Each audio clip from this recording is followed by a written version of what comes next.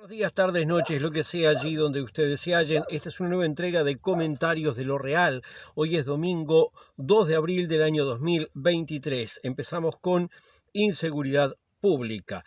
Se halló el cuerpo de aquel hombre cuya cabeza había aparecido en Barrios Blancos. Ahora apareció el cuerpo en una laguna. Eso por un lado. Por otro lado, una mujer fue asesinada entre tres hombres. Dos la sostenían y el otro la apuñaló con una botella. Es el femicidio número 18 que ocurre en este año, pero el gobierno solo ha reconocido a uno como femicidio. Fiscalía archivó, por otro lado, la denuncia de violación grupal que ocurriera en una fiesta del Partido Nacional. El pedido partió de la familia de la víctima y la víctima, lo cual deja muchas cosas que pensar. Primero, el sistema tal y como está diseñado revictimiza a la víctima, la expone y la expone no solo al escarnio, sino a un montón de presiones, no la protege y entonces terminan pasando cosas como esta. Yo no lo sé, pero puedo imaginarme que esta persona puede haber sido amenazada, se puede haber intentado por parte de alguna persona inescrupulosa sobornarla, etcétera, etcétera, etcétera. Lo cierto es que no hay una protección para que las víctimas reclamen justicia y la obtengan. Vamos ahora a uno de los casos más mencionados en la semana. En alguna medida, algunos dicen que fue utilizado como cortina de humo de otros asuntos. A mí me parece que no, y después ya veremos por qué no. Pero es el tema que se dio de Romina Celeste y el senador Gustavo Penades. Romina Celeste había dicho ya la semana pasada que cuando ella tenía 13 años, una persona del Partido Nacional la había seguido, le había pedido el teléfono y le había ofrecido dinero por tener con ella relaciones sexuales. En esa época todavía no había hecho la transición. Tenemos que, al ser una persona menor de edad, el delito no prescribe como prescribiría cualquiera a partir del momento en que ocurre, sino que hay que esperar a llegar a la mayoría de edad para empezar a contar a partir de ahí. Hay personas que yo he leído en redes sociales que dicen que el delito es imprescriptible. No estoy seguro, no soy abogado, pero lo que sí sé es que esto que estoy diciendo funciona de esta manera. Entonces, Romina Celeste dijo ahora que la persona que había abusado de ella, que la había explotado sexual y económicamente, fue Gustavo Penades. Gustavo Penades, por su lado, salió a decir públicamente que él no lo había hecho, que son calumnias y que le iba a hacer una demanda judicial a Romina Celeste.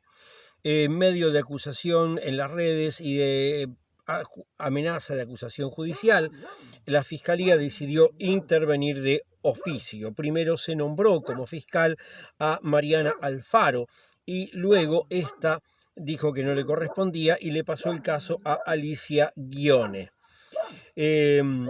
Mientras todo esto estaba ocurriendo, el Partido Nacional, oficialmente en su presidente Iturralde, dijo que ellos van a esperar a ver qué pasa cuando dictamine algo la justicia. Pero el ministro del Interior, cuando Penades hizo su conferencia de prensa, fue a decir que le parecía muy bien y que lo respaldaba. A ver, pensemos, la Fiscalía decide investigar. Cuando la Fiscalía investiga, el auxiliar de la Fiscalía para investigar es la policía. La policía depende del ministro del Interior, que ya dijo que respalda a Penades. Parece muy poco adecuada la actitud del ministro del Interior. Y, por otro lado, Luis Lacalle Pou dijo que le cree a Penades y que hace años que lo conoce. Si ustedes recuerdan, también dijo que hacía años que conocía a Astesiano.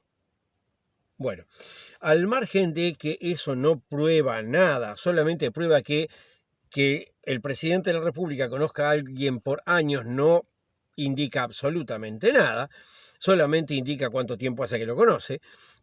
Acá tenemos un caso en el cual una persona menor de edad sufrió una explotación sexual. Tenemos un caso en el cual un legislador, una persona con fueros, está diciendo que va a ir contra una persona sin fueros. Tenemos acá un caso en el cual hubo un abuso sexual de una persona menor de edad y Penades intentó, ahora sí, cortina de humo, decir que van contra él por su orientación sexual. O sea, Penades nunca había dicho públicamente que le gustaban los hombres. Pero lo cierto es que cuando llegó el momento de votarse la ley de matrimonio igualitario, él no votó a favor, él votó en contra. Tarán, tarán, votó en contra del mismo, porque por ese pacto conservador asqueroso que tienen la gente del Partido Nacional, peor todavía que otros partidos tradicionales, con esa alianza con la iglesia más recalcitrante. Bueno, lo cierto es que acá no corresponde ponerse a intentar decir, oh, pasó o no pasó, porque a mí me cae antipático Penades y le voy a creer a Romina Celeste. Pero Romina Celeste es una anticomunista que estuvo haciendo campaña para los blancos en contra de la militancia del Frente, me cae mal, así que le voy a creer. No, tranquilos. Acá lo importante es, si hubo una situación de vulneración de los derechos de una persona adolescente, entonces eso tiene que ser castigado. Que la justicia intervenga, que investigue y que se vea. Penades tiene ya un caso que no prosperó después por distintas razones, pero en el cual en la playa él había abordado a un policía que estaba descansando en la playa y que él pensó que era un taxiboy y le ofreció dinero a cambio de realizarle una felación. Pero bueno, eso no implica que en este caso haya pasado esta otra situación. El policía ese era mayor de edad. Muy bien. Por otro lado, vamos dentro de Inseguridad Pública, que en la Intendencia Municipal de Artigas hicieron una denuncia penal contra la exfuncionaria Stephanie Severo, la de las horas extras, montones y montones de horas extras que habría cobrado.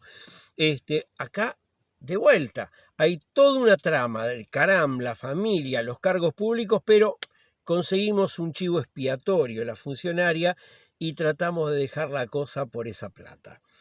Por otro lado, uno de los exdirectores de Vertical Skies, esa empresa creada para ganar licitaciones, etc., declaró a Fiscalía que a ellos les pidieron si podían investigar si Carrera y Vergara estaban recibiendo coimas de Montecón y reconoció también ante Fiscalía que con Astesiano se hablaba para poder llegar a obtener licitaciones. Vamos ahora a noticias que tienen que ver con la política. Tenemos que en lo que tiene que ver con la reforma de la seguridad social, el protagonismo de la semana, de alguna manera lo tuvo Cabildo Abierto. Cabildo Abierto venía reclamando algunas cosas que decía que no quería que fueran como estaban en el proyecto. Desde el principio de semana dijeron que esto no se votaba esta semana que terminó, que iba a ir para después de turismo, cosa que en efecto terminó siendo así. Pero mientras tanto hubieron dimes y diretes si estás en la coalición, si no, si sos leal o no a la coalición, disputas con el Partido Nacional. En la comisión votaron junto con el Frente Amplio la extensión del plazo. ¿Qué significa eso? Significa que hay una comisión, para cualquier ley que entra al Parlamento, en la Cámara que sea, se arma una comisión, la comisión se reúne, estudia la ley y después que llega a conclusiones, habitualmente por la mayoría una conclusión, por la minoría otra, va a la Cámara y se presentan los dos informes, se hace la discusión de pleno y se vota la ley. Esa es la mecánica. Pasa a la otra Cámara, se hace lo mismo. Muy bien. Acá había una comisión, tenía un plazo. Lo que pasó fue que Cabildo Abierto y el Frente Amplio votaron extender el plazo para ver si se puede llegar a una propuesta mejor. El Frente Amplio obviamente no quiere esta ley en sus características, como ya lo dijo claramente, y Cabildo Abierto quiere hacerle cambios. Lo cierto es que también trascendió, especialmente por redes sociales, que Cabildo Abierto estaría condicionando el votarle la reforma como la quiere el gobierno, a que el gobierno les vote a ellos la ley de prisión domiciliaria después de los 65 años para los represores. O sea, es un intercambio de figuritas si lo que trascendió en las redes sociales es cierto. no lo vi en órganos de prensa serios. Por otro lado, tenemos que esto ahora pasa a la semana próxima y veremos después de turismo qué ocurre. Por otro lado, el Tribunal de Cuentas objetó un llamado por un servicio integral de publicidad al Ministerio de Turismo. ¿Por qué lo pongo en política y no en otras cosas? Bueno, porque resulta que ustedes recordarán Cardoso, el tema del juicio, el tema de la investigación y todo lo que pasaba con los servicios de publicidad. Bueno, otra vez el mismo ministerio, otra vez problemas con las contrataciones de publicidad, que no lo tiene la UTE, no lo tiene Antel, no lo tiene ANCAP, no lo tienen los demás ministerios, solamente el Ministerio de Turismo. ¿Qué cosa? Bueno, tenemos por otro lado que COSE concurrió, se dirigió al Senado y transmitió que todos los pedidos de informes que le habían hecho los ediles ya han sido contestados, por lo cual el pedido de juicio político ya no tiene causa y les pidió que lo desestimaran. Por lo tanto, ella ya había dicho muchísimo tiempo atrás que estaban todos los pedidos contestados, salvo unos pocos que estaban preparándose las respuestas y que se iban a entregar. Obviamente los ediles lo que querían era que fuera ella, no quería que contestara por escrito o por intermedio de algún director, que era lo que habitualmente hacía, porque su tiempo no es para ir a charlar con los ediles que no tienen voto para sacar nada. Porque en las juntas departamentales el que gana tiene la mitad más uno de los votos, así que ¿para qué vas a ir a hablar? Muy bien, economía ahora. Dentro de economía tenemos que en la segunda mitad del año 2022 la pobreza bajó un 1,6% con respecto a la primera mitad de ese año. Está ahora en un 9,1%, que de todas maneras es mayor que la que había antes de la pandemia. Por otro lado, van a fijar un nuevo monto para que Movistar pague por el derecho de utilizar la banda de frecuencia. Lo que viene ahora de repente es más técnico, pero es probablemente la noticia sí más importante de la semana.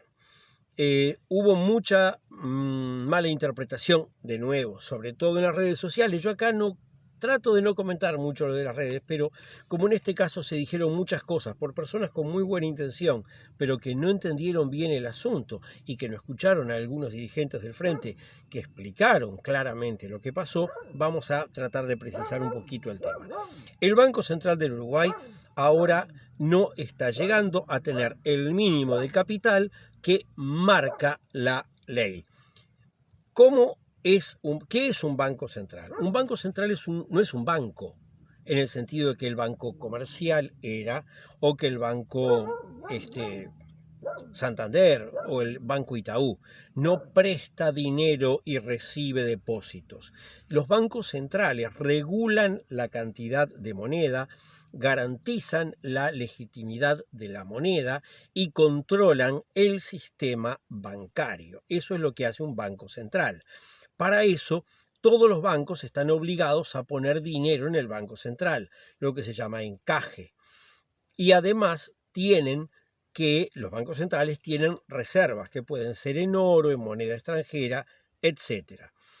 Nuestro Banco Central en una época tuvo reservas en oro, después pasó a tener reservas en moneda extranjera. Cuando el Frente Amplio dejó el Banco Central tenía muy buenas reservas. Entonces alguna gente dice, vaciaron el Banco Central. No, a ver, vamos a ver qué fue lo que dijo Danilo Astori. Danilo Astori dijo que acá lo que pasó fue que ellos tienen activos, los activos son lo que el banco tiene en dólares, pero tienen pasivos, tienen deudas que son en pesos. Entonces, ¿qué pasa? En este momento el dólar baja de valor comparado con el peso y el peso sube de valor comparado con el dólar. ¿Cuál es el resultado de ese proceso? Que debemos más y tenemos menos. Cuando esa desproporción existe, entonces aparece una pérdida. Cuando comparamos en valores reales, valores que se le quita a la inflación del peso o la inflación del dólar a nivel mundial o a nivel local, si es porque está subvaluado o no, etc. Bien, cuando ajustamos eso, significa que quedamos con dinero de menos y hay que capitalizar al Banco Central. Esto es, hay que ponerle más dinero para que tenga reservas adecuadas. Bien, Eso es la explicación de qué pasó. No es un vaciamiento como cosas que pasaron con otros bancos, Banco Comercial, Banco Caja Obrera, un montón de bancos, en 2002, por ejemplo. No, acá lo que tenemos es una mala gestión de la economía nacional, una gestión centrada, como vengo diciendo siempre, en que los numeritos les den exactos, en que los numeritos les cierren y puedan, en base a esos numeritos, decir, qué lindos numeritos que tengo, mi cuenta corriente es feliz. Bueno, no, acá lo que les pasó fue que ni siquiera hicieron eso bien, porque si vos sabés que en el mundo el dólar está bajando, si vos sabés que en Uruguay tenés un dólar barato, lo cual implica que el peso comparativamente aumenta de valor, sabés que te vas a desbalancear. Entonces empezás a transferir tus reservas de dólares a otras monedas, a euros, a lo que sea.